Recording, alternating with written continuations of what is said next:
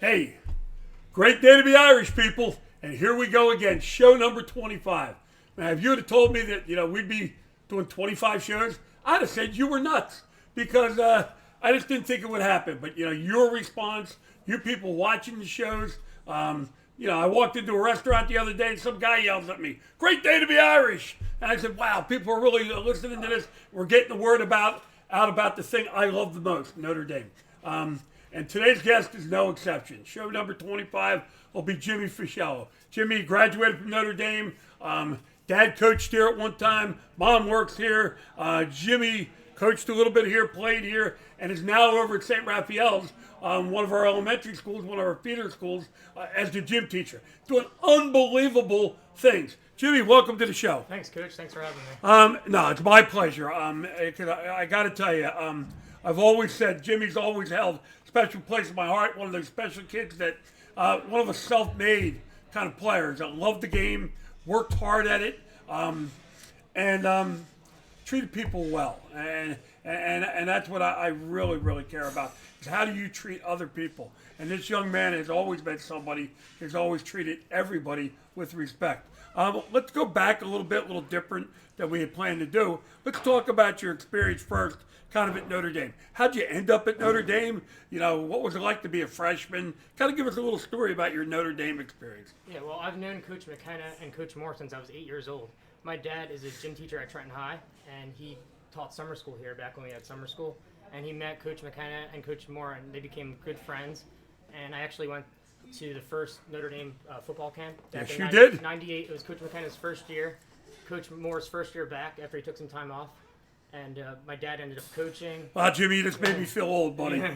But I went to all the games. Sometimes I was on the sidelines. I grew up watching guys like Gary Taylor and E.J. Nemeth, and I always dreamt about wearing that ND on my sleeve and being a player for the Irish.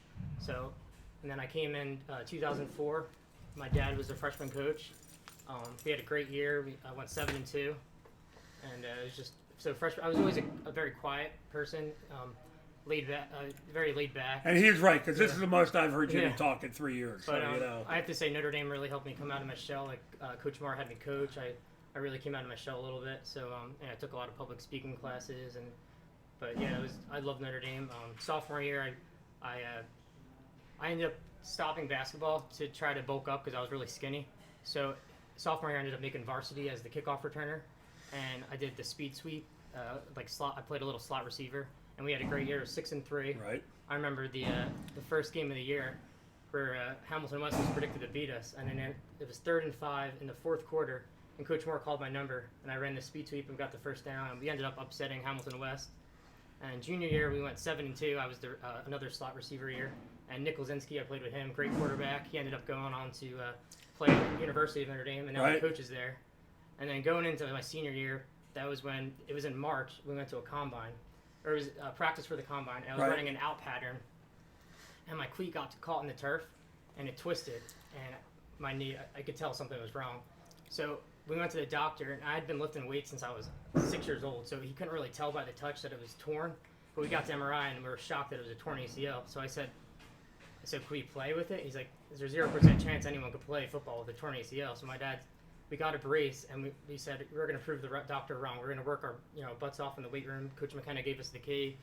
I worked out with Coach. He let me work out during the school day, during activity period, and we couldn't actually tell coaches what it actually was at first because we didn't want. To be honest, if I was a coach, I probably wouldn't play someone with a torn ACL as well, and we didn't want the other teams finding out. So we kept it a secret, and we played the entire year with the torn ACL, kind of like Rocky. I went the distance with Creed. I wanted to go the whole year and I had a good year. I ended up making the Sunshine Classic game. You did? And it was just a great time. I really enjoyed the teachers at Notre Dame. I ended up substitute teaching and coaching afterwards. And it was just a great school. It really, I do a lot of things at St. Raphael's that I've learned from Notre Dame. So. And that's neat because you've kind of kept that Catholic faith where you've stayed in a Catholic school, stayed in the Catholic system and everything. And I know from following you, and we're going to talk a little bit about what you're doing over there, you're doing a lot of the things we've done here that we've done together. But I want to stay in high school here for a minute and everything because I got to tell you, Jim, it's not easy. One of the things this year that we're really talking about is about, and when I came up with this saying, just be you, I thought about you. Because Jimmy was never afraid to be who he was. And that's a credit to his parents, who raised him right, raised him with good faith, with morals, with good character. But you were always who you were. And you weren't ever trying to be something else. Yep. And I think if you could just tell there's a young Jimmy out there somewhere to tell them how important that is about being yourself and everything. Well, I was raised, like my parents are older, so I was raised basically like on Rocky and all the old 70s and 80s music. And in high school, I didn't really fit in too well. And like I love the groups like Chicago and Journey and all that. And I wasn't ever into the rap or any of that. So I kind of just was always to myself. But I didn't care. I was always myself. The one story that Coach McKenna used to, you want to tell that? It always. You could tell it and see how well you do. So it was a kid. He was kind of a nerdy kid. He was a freshman. Was it freshman? And he was a freshman, yes. And he dropped all of his books, and a bunch of the football players were kind of laughing at him, except the one quarterback. Right? It was the quarterback went down and helped him pick up all of his books, and he was kind of sort of friends with him, but not like overly. He helped him walk home a little bit. So 3 years later, the kid becomes the valedictorian of the class, and the freshman, when he's going to graduate, becomes the valedictorian of the class. And so he gives the speech, and he stops his speech and points to the quarterback in the audience, and he says, "That kid, he saved my life. 3 years ago, I was going to go home to commit suicide, but because that kid was so kind to me, it changed everything." So ever since that story, I didn't care about, if they're a nerd. I always tried to be nice to people. And in college, I ended up becoming friends with two blind guys. I would walk them to class, and I just always thought about that story and, my Catholic faith, to just be kind to people no matter how different they were. I didn't care if I was on the football team or what, So. And I've told that story over and over and over because it means a lot. Because you don't know how one little act of kindness, one little bit of act of kindness could change somebody's life. And you know what? What's wrong with being nice to each other? What's wrong with, and I think that's what's wrong with this world. We've got our heads down. We got our buried in our thoughts. Look up. Make contact. Be nice to each other. You walk into a cafeteria as a student and you see a guy over there sitting by himself. Guess what? Go over and sit with him. Say, "Hey, how you doing, buddy? Hey, how you doing today?" Make him feel good. Because you don't know. You don't know that little bit of kindness could change the whole world. And I believe that. And there's nothing wrong with being nice to each other. And I tell you what, think about it. How good do you feel when people are nice to you? And it's just a great feeling when people care to you. One of the tricks that I've learned, and I still try to master this because I'm always thinking ahead and everything. But one of the things I've learned that I think that I try to pass on to the young guys is I call it total attention. Like if I'm talking to you, I want you to feel like you're all I care about. I'm talking to you. And I think that's important. And I think what happens in today's world, we're always thinking about what we're going to do next. And people can tell that you're really not listening to them. Yeah. And I think that's an art when you learn to listen to people and care about people. But enough about that. Let's talk more about Jimmy. Okay, so Jimmy leaves Notre Dame, ends up subbing here a little bit. Everything is now over at St. Raphael's, which is a feeding school for us. A great little school over by where I live, toward Yardville. And Jimmy, what are you doing there? Well, this is my third year being the gym teacher, and it's such a great, loving community. I actually went to Holy Angels growing up, so a lot of it merged. So it's the same school, really. So kind of like here, a lot of the teachers I work with, I had. Like one teacher I had since I was 3 years old. And but I always wanted, my Aunt Chris was a gym teacher, my dad was a gym teacher. I always wanted to be a gym teacher and make a difference. So my goal is to promote physical activity. In today's world, a lot of kids just want to play video games. Right. So my first year, every year we have a blue and gold competition in the winter. And so I wanted to make a hype video to pump the kids up. And I love Rocky. So my brother, back in high school, I have two brothers, Frankie and Nicky.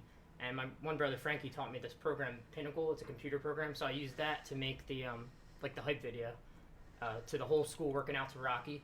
And I showed that in the blue and gold day, like right before. And the kids loved it. They were fired up. So I said, I have all these clips. Why not make our own St. Raphael Sports Center? Neat. Top 10 plays of the week. I do it every couple weeks. It's a lot of editing and stuff. When the kids are behaved, I film them doing different games.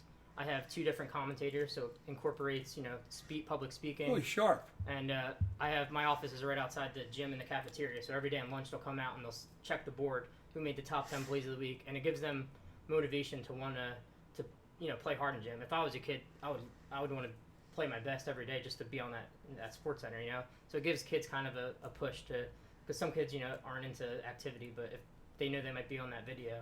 Right. I try to do as many kids as possible, different commentators, and it's just a good way to promote the school and promote the kids, and the parents love it. It's a good way to connect, and so it's really fun. And well, it's neat because you know what we talk about. Everybody watches Sports Center, and they're always looking for that highlight of the day, and then the kids end up being the heroes. But those kids are the real heroes because they're the kids that are going to change the world and getting the chance. And that's why I do this show. That's why everybody says, "Why do you take so many videos when your kids are lifting and everything?" Because I'm proud of them. I'm proud of what they do. I'm proud of what we do in here. I'm proud of the people. Why do I do this show? Because I'm proud of Notre Dame, and I think people should know the kind of people, the teachers, former students, athletes that we have here at Notre Dame. And there's nothing wrong with tooting your own horn a little bit and bragging about the people that have made this school such a great place. And I think that's kind of what you're doing there. Yeah. And that's a neat thing to do because you know what? It feels good when we talked about, what's it hurt to make somebody feel good? Yeah. It doesn't cost you a dime to make somebody feel good. And I think that's so important. Okay, Jim, a couple questions for you, Jim. Number one, Jimmy, how old are you now? I'm 29, so I'll be. Yeah, you're a young guy. Where do you get to my age? Okay, where do you still see yourself in 10 years? I really love my job, and I kind of hope I could, maybe start coaching up football again, but, I kind of stand where I love it. I love the kids. I used to watch Jimmy coach. Jimmy's a real good coach. He was and what's neat with a lot of coaches, the real good ones, attention to detail. And Jimmy always had that attention to detail, and he cared about. And we found out that kid that maybe was in the background and pulled him up and helped him become a real good player, which was really neat with me. Somebody's thinking of coming to Notre Dame or coming to St. Raphael's. Yeah. Maybe that young or maybe Notre Dame. What's the difference in Catholic education? I think we're very, it's all about helping people. And, at Notre Dame, we did the community service. I do that. I follow sick kids on, Facebook. And my kids, we make cards for them, and I put that in the sports center. It's just very close-knit family, loving. I loved subbing here. Every day, I was just a very friendly. St. Raphael's is very, a friendly community. Just all about, Becomes a family. Yeah, it's like a big family. And my first day, I felt right at home. We have mass every Friday, and it's just amazing. It's just to me, it's not a job. Most people on Sundays, I don't want to go to work. To me, I enjoy it. I hold the door in the morning with the kids, so I make sure I greet them by the name, so they, you want to hear your name in the morning, so you feel welcome, coming to school. And to me, I love it. And on break, I had the whole gym to myself, so on breaks I get to work out. I got my music, I got my computer, I make the videos, and it just... You're having fun. Yeah, it's fun. That's why I said, somebody said, with this show, what are you doing? I said, I'm having a blast doing this show. Yeah. I said, I'm just enjoying myself, and that's what life should be about. It's not like we have to grade papers either, so our thing is the videos. Other teachers have to, grade. Right. And there's a little work to the stuff and everything, which goes and everything. But you know what? Again, it's fun because as I watch the videos, and I'll watch this replay later tonight and everything, memories will shoot up, and of course then I'll start saying, oh, I should have asked Jimmy this, should have asked Jimmy that, and everything. But it's a neat thing. I got to tell you right now, St. Raphael, over in that Yardville area, you should be proud you got this guy at your school. Because you know what? I'm proud he came from Notre Dame, but I'm proud that he's carrying on that Catholic education, that community type thing, and hey, we're all in this together, and we're just trying to make a difference. This guy is a difference maker. So, Jimmy, here's the question. I'm going to kind of put you on the spot because knowing your parents, like I know your parents and everything, and I'm going to give you that golden opportunity. Yeah, there's mom and dad out there. I can see Jim over in the corner, see mom over there, and everything. Time to give them a little message. Hey, you know what? Sometimes we don't say thank you enough. So I'm going to give you a chance. They're right out there. There's mom and dad out there. Thanks so much they're a big difference because my dad, in 1998, he started the entire Hamilton Powell football. Yes, he did. That's how I got to know him. And that's why, the other leagues, they had 30 guys on the team, and they were only guaranteed 6 plays. So my dad basically used the physical education philosophy, and he made, the first year, there's 15 kids on each team. There's 30 kids, and he wanted each kid to play 3 quarters, so everyone learns how to block, tackle, and run. Sometimes in the other leagues, they would just run the ball, and no one... So by year 3, it grew up to 300 kids. Right. And focused on good sportsmanship. He would kick out guys if they're being nasty. And so every Saturday, my whole family spent either here or McCorston where we played, just working the football league. My grandpa and my mom did 50-50s. My dad coached, and me and my brothers would do the scoreboard when we weren't playing. So that was I saw how they helped the community, and Right. that made me want to do the same thing. But they taught me all the great. I grew up watching all those like Rocky, and it made me want to be like a tough guy to help people, and just all the great music, and just they gave me all this Catholic education, and so they're just a big reason for the way I am. You're blessed, and knowing your parents, and I can tell a story about the time, and I'll never forget this, and it tells you the kind of person that Jimmy's dad is. And I'll get through this. My oldest daughter got real sick, and we had to fly somewhere. And Jimmy's dad used to be a part-time flight attendant with an airline.